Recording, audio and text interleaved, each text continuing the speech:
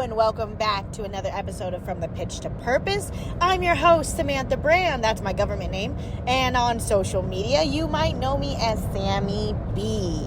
I am so excited to talk to you right now because I am currently driving. So if it's like annoyingly sounds and stuff, I'm so sorry. But I just have to talk to you right now because I'm excited about where I'm going. Now, if you've listened for a while, or if you follow me on social media, then you know that I'm part of an amazing organization called Turn Up Dance Fitness, and it is everything. I'm telling you, we dance, we cry, we write, all the things. We do challenges together, everything. And so I'm on my way to what we have as second tier instructor training, and the last time that I did this training was in 2023. 2023. And I was like so nervous because I had just become an instructor. I had taught one class before I went to this training. And now I've taught many more classes than that. I've been on stages, I've done all the things, and I should be a lot less nervous. But girl, I'm nervous. But I don't know what I'm nervous about. I think that I just had one of the craziest, longest, kind of biggest dip in my grief journey that I've had in a long time, and having last week to clean out me and my late husband's storage together. And if you haven't listened to that episode, that's the episode before this one. It's nice and juicy. It has a lot of hard-hitting moments for me in the last, in my journey, in my transition journey. And that's basically what this whole podcast is about. It is always going to be about transitions, whether they're my transitions, my dear friends' transitions, my family's transitions. It's just, that's what I feel we don't really talk about enough. I don't think we talk about big transitions that literally move the course of our lives. I don't think we talk about it enough. So I wanted to get a podcast to do that, and that's what I do. And so now you're hearing about my transition from just kind of lost. I was really, really lost to finding Turn Up Dance Fitness.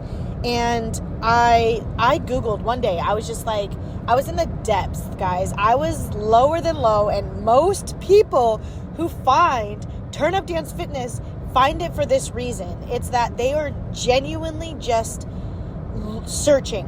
Whether they're searching for themselves, whether they're searching for community, whether they're searching for weight loss, whether they're searching for nutrition, whatever it is, a lot of people go searching and they happen upon Turn Up Dance Fitness.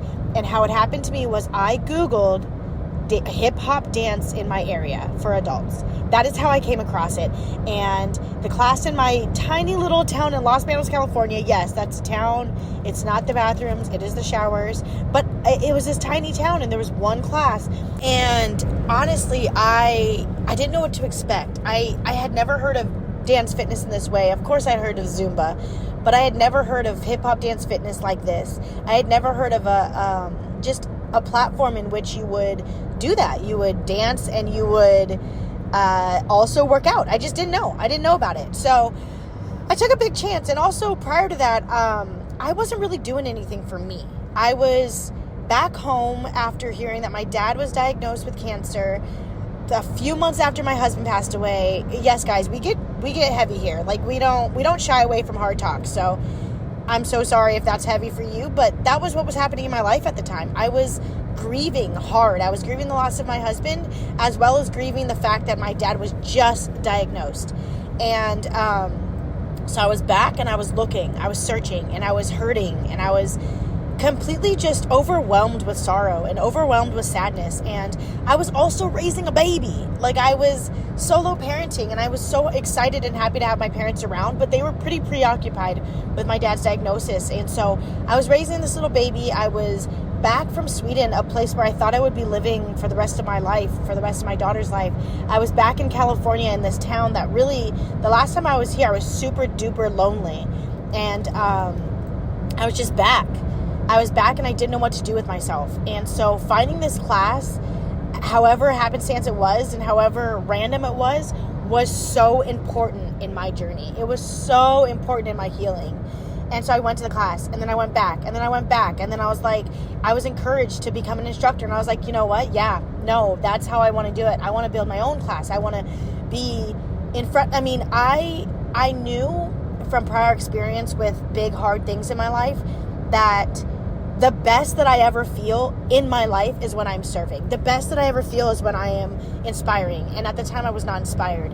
And so getting myself in front of people in which I have to smile, and like in which I get to smile and I get to enlist their happiness into my class. And just that alone, like looking out into people who are dancing in front of you and they smile because you smiled, it is very powerful. And it's one of my favorite parts about instructing. I think that actually a friend of mine, Maddie, who is one of the biggest sunshines in my entire world, she asked me, what was the best part of your first class back, or what was the best part about coming back to teach? And I was like, basically when I smile and they smile back, when I look out and they're laughing, smiling, or when I catch them checking themselves out in the mirror being like, yes girl. And I just, that is what I needed when I went to class. And so to be able to facilitate that for anyone ever is so important to me. It's so special to me. And it truly gives me life to see other people come to life. And I've noticed that in the worst parts of, my life, when I was going through the biggest things, whenever I put myself in a position to serve, whenever I put myself in a position to outwardly face and look outside of myself, I immediately started rapid healing. And that could be anything. One of the ways prior to this was coaching kids, because kids are gorgeous. Like, their spirits are gorgeous. They are the type of beings that can cut through sadness with the sharpest and most beautiful knives. I'm telling you, my daughter does it consistently. She does it all the time. But before I had a kid, I was doing it through coaching. That I had these kids around me who just, a little giggle from them and my whole day was spun around into a positive way. And so that's the kind of feeling I get when I'm teaching classes, where I just feel that the people who come to this class, some of them have breakdowns in the middle of the day, and then they come to class and they get to release. And that is what I was searching for back in the day when I looked up hip hop dance fitness for adults. I was like, there needs to be something out there that helps me release. And now, 4 years later, I am on my way to second tier training for instructors, and I'm actually doing something prior to that that's way scarier. Not scarier, actually just way scary in a really, really different way, is I'm going to the playground, which is like, Google it, because it is one of the most famous places for choreographers and people. Like, I'm going to say this name, and I hope to God you know who she is, because she's probably one of my biggest girl crushes ever. They crushes now, I believe. And her name is Allison Stoner, and she's been there, and she's been in front of this mirror that I get to stand in front of, and she's looked at herself in the same mirror that I'm going to look in front of, and I'm just so excited to be in that room again. I've done it once before last April, and I knew I needed to come back, and I honestly had this big dilemma in my brain about going to this class tonight and having to switch up my life, and having to leave a day earlier for my child, and having to leave a day earlier and have my class changed and everything like that. And I was like, you know what? It's the thing about it is that I needed, and I actually talked about this in therapy, I need to get in front of a teacher and feel uncomfortable, so I remember how it feels to be in front of a teacher and feel uncomfortable, because that is how my people who come to my class feel sometimes, maybe even every time. They might feel very uncomfortable. They might feel like a chicken with their head cut off trying to learn this choreography, and that is how I'm going to feel in this class with Samantha Cottle. I'm telling you, that's how it's going to be. And I have not been putting myself in that many uncomfortable situations. Now, my life in general kind of puts me in uncomfortable situations. You know what I mean? Like, being a widow, you face scary things kind of constantly. You face different conversations. At any moment, my daughter can just break out in the, where's my daddy? Like, that is a terrifying thing as a widowed mother. Especially last week when I took her to Sweden, where she was born, where we conceived her, where she would have had a life with him. It was terrifying for me to be there and to have that question lingering of her for her. And actually I took her to his grave, and we got to talk a little bit, and she got to say she missed him and she wanted him in her life. And so when I tell you that I do scary things daily, it's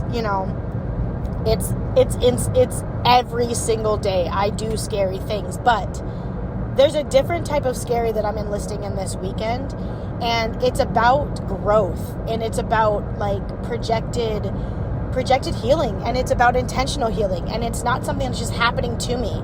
It's something I'm choosing. And I talk a lot about choosing to heal. I talk a lot about being intentional and healing on purpose versus just letting time kind of scar things over. And I think I'm in a position now where if I don't go out and do these things, I will stay stagnant.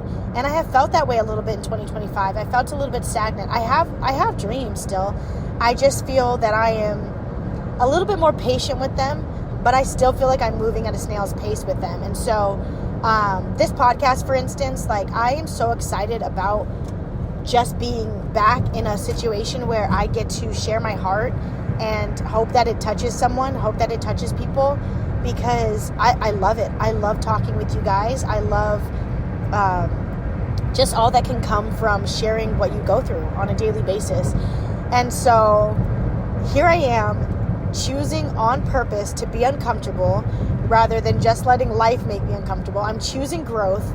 I'm choosing to make sure that I just don't stay. I don't stay here. I don't stay like, oh, I found dance fitness and, I've got a class and I've got, 5 or 6, people that come and I'm good with that. No, I have felt that. I felt that complacency.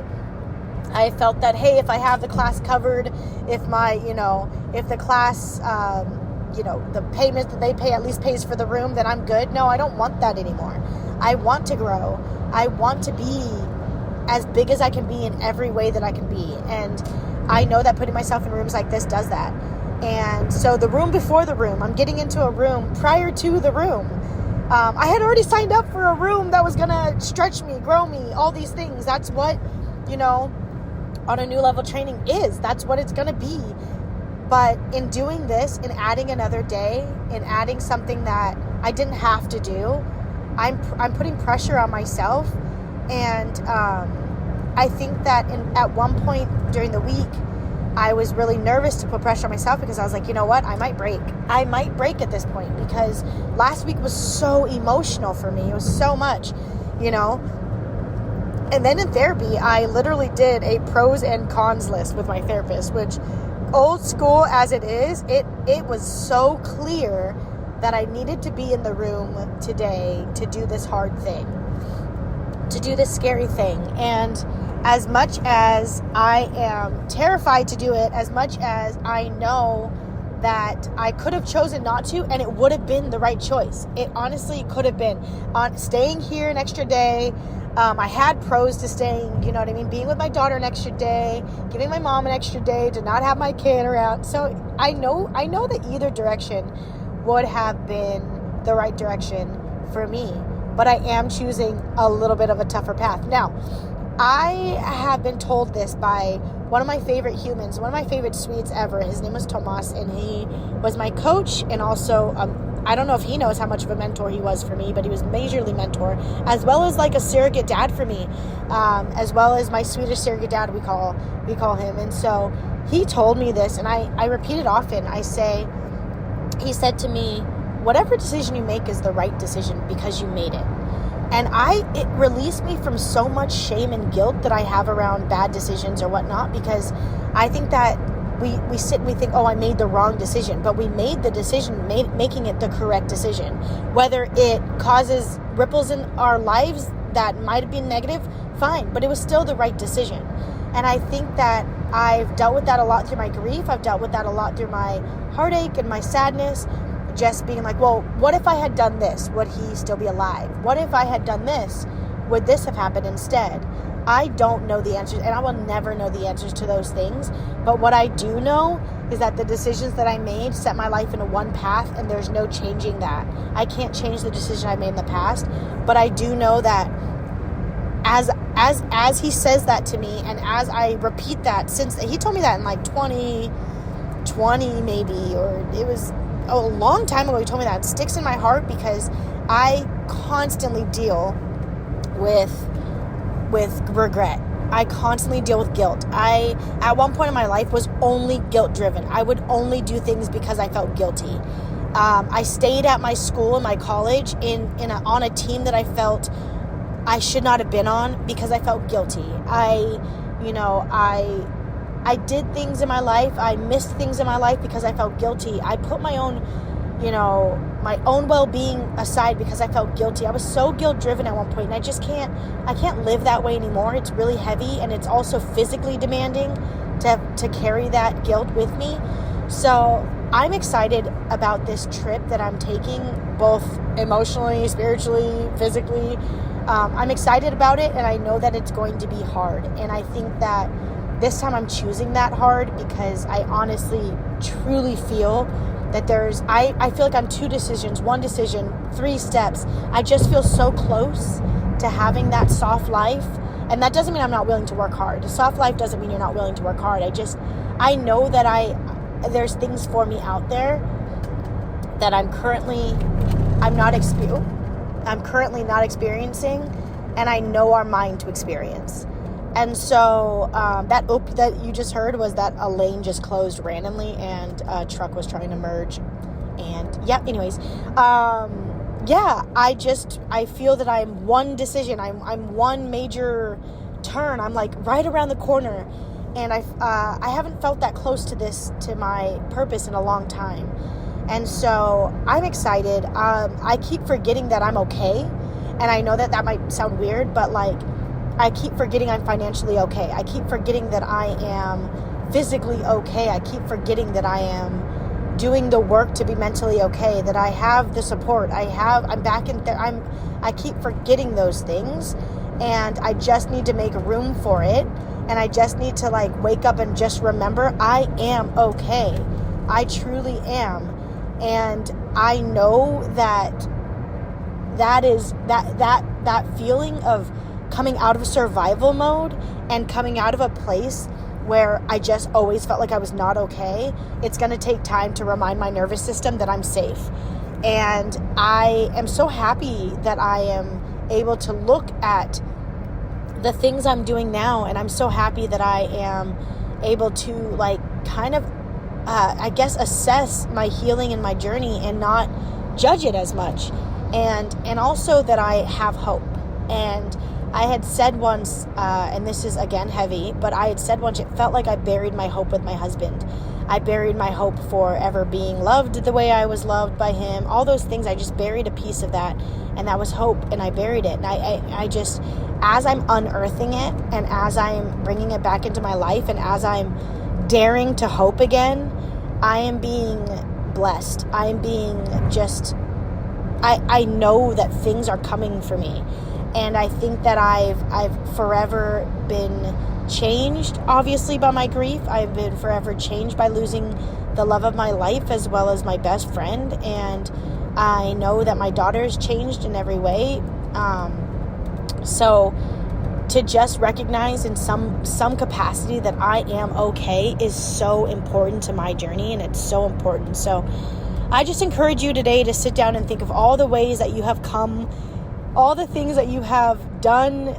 I just hope that for you, because I've been sitting back and trying to say, wow, actually, had I tried to clean up my storage a year and a half ago, a year ago, 2 years ago, I don't think I would have been able to do it.